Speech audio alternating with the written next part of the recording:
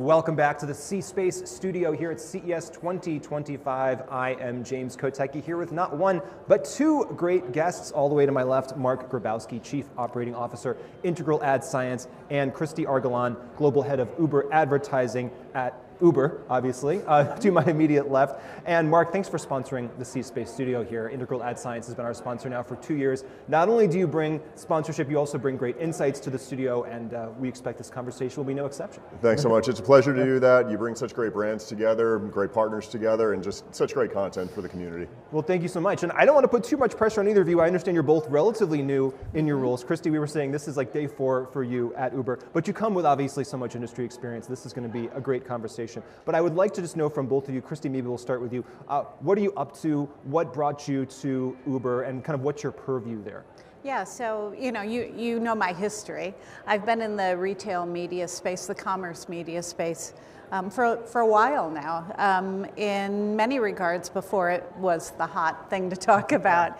And what brought me to Uber is really the opportunity to take a business that is loaded with an emotional connection with their customers, and to really take it and bring it to the market in an interesting, scalable, repeatable proposition. And it's an ads business that has an enormous amount of momentum behind it, and because we all personally engage with Uber on a daily basis, and to understand how to bring that to the media sector is really exciting for me. And these are the ads we see on our devices when we book an Uber, on the backs of the seats when we're in the Uber. This is all the ads in that ecosystem that we're talking about. That's exactly right. And Marc, I'd love you to just to kind of define the brand of Integral Ad Science for our viewers, and what your place in the organization is. I'd be happy to. So I joined about 3 months ago, and I joined as the COO, as you mentioned. I've had a chance to spend a lot of time in the industry, about 25 years in the industry, and I've seen so many different shifts. The biggest shift that we're seeing right now is obviously a shift to everyone's using AI for a lot of different things, but it has to be based on a foundation of trust, integrity, and utilization of data properly. When I joined IAS, I saw that IAS had been used by tremendous brands all over the world for things like brand safety, brand suitability, measurement. But one of the things that was an untapped potential was using that data that's gathered to help drive performance, to help drive better outcomes for customers. And that was something that our product team has had the opportunity to do, great partners have had the opportunity to collaborate on in terms of how we can unleash all of that incredible data, put it in the hands of marketers, put it in the hands of publishers so they can make better decisions for their investments. Yeah. And Kristi, how important is that from your perspective as the partner, that kind of data, that brand safety element that IAS brings to the table? Yeah, I think it's an incredibly important space. And when you think of what retail media and commerce media is built on, it's based on first-party data. And it also is an opportunity for brands to engage in a really insightful way with customers, consumers. And so if it's not treated with respect and consideration for what experience that audience wants, the business falls apart. So doing it with integrity and clarity and as much information as we can is incredibly important. So I'll go back to you, Kristi, and then we'll go to you, Marc. At the beginning here of 2025, we're all about trends and big foresight into what's going to be happening in the year to come. What's exciting to you at the intersection of shopping and media right now? And what are the trends that you're watching for? Some of them you'll be driving, obviously, but what are also the macro trends that you're watching for as the year evolves? Yeah, I think that one of the places that we've been is that we've just been trying to make retail media in particular just more efficient. So how do we move more campaigns through the system? How do we get more activities live? But now to be able to move to the place where we start to think about, and so that was a lot of that was AI and machine based. Yes. Just how do you carry the volume? Now to move to a place where we can start to pull in more insights and make those insights more actionable is the place that I'm really excited to move into. And then coming out of that is going to be richer content. Because right now we have a lot of real basic blocking and tackling content that we're putting out into the world. How do you get to that richer place where it's really engaging because we have insights in terms of what is that audience doing in that moment, and what kind of content should a brand be putting in front of them. And Mark, richer data, richer insights, that's really speaking your language, obviously. It definitely is. Something that you just talked about, we ride along with every single impression for a customer. And I spent about a week and a half in Europe just before the holiday break, and we were talking with brands, and they were saying, you see more interactions with our customers than even our agencies do.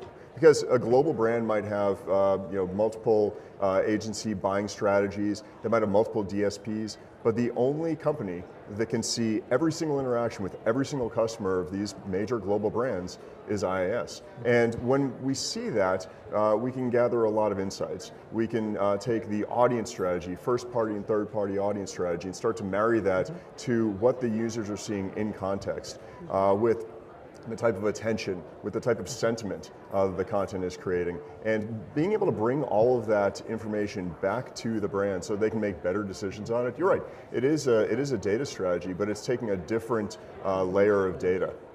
Kristi talked about moving from a blocking and tackling world into something that's more rich and maybe more nuanced.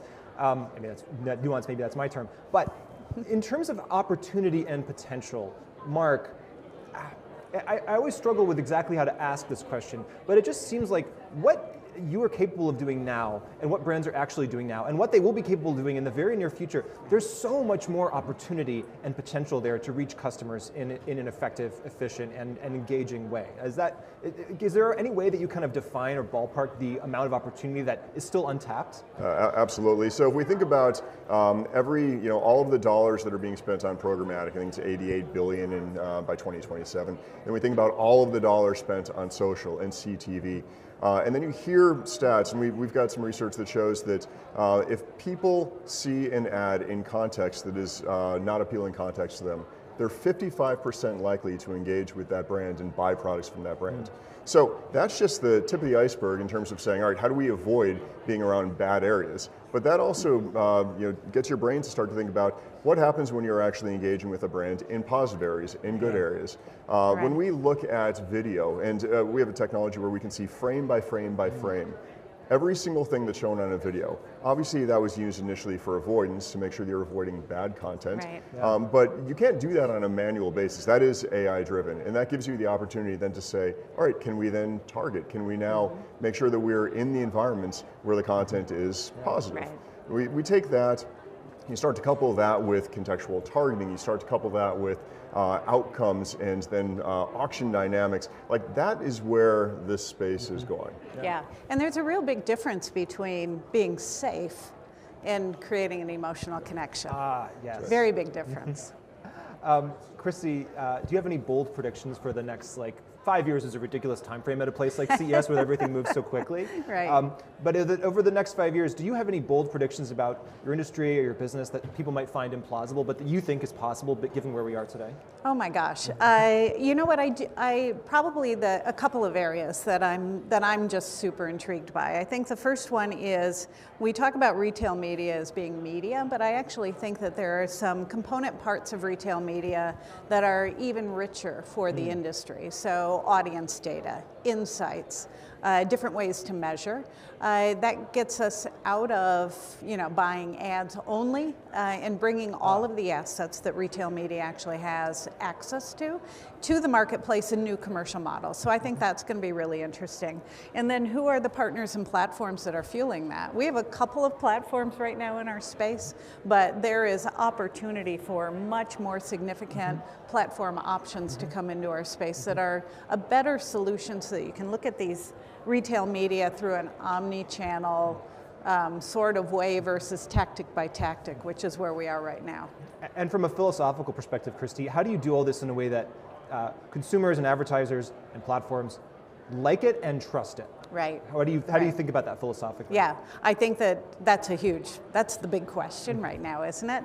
And so when you talk to brands, they're spending an enormous amount of time trying to figure out how to answer that question for themselves. I think we as a media sector have to figure out how to drive that even more so. We're doing a lot of work with the IAB on standardization, our whole category is, and I'm personally very involved in that, and I think laying down some of those foundational standards so that we can then get more insightful and creative on top of it is the area that we're leaning into right now. Mark, we'll give you the last word for any bold thoughts heading into 2025. Well, I'm so excited to see where the commerce media space is going in general, just to see brands that have been very strong advertisers building a data strategy, becoming destinations. I think that that's a space we're going to continue to see grow. We're going to definitely see people take different sets of data, understand more about that, and really build better connections with their customers. I like what you said, Kristi. So while you might have given me the last word, I'm going to really give that to you. In terms of building the connections, building emotional connections with customers. It's not just bits and bytes, but it's building those emotional connections, building trust, and respecting the trust of your consumers. Well, Kristi and Mark, thank you so much for joining us here in the C Space Studio. We really appreciate it. My pleasure. Thanks for having us. Yeah, thank you so much. And of course, thank you to Integral Ad Science for sponsoring. We're going to hear more from Integral Ad Science later as our conversations continue, and we're going to hear from so many leaders here in the C Space Studio that you don't want to miss any of it. This is CES 2025. I'm James Kotecki. It's the C Space Studio. Stay with us.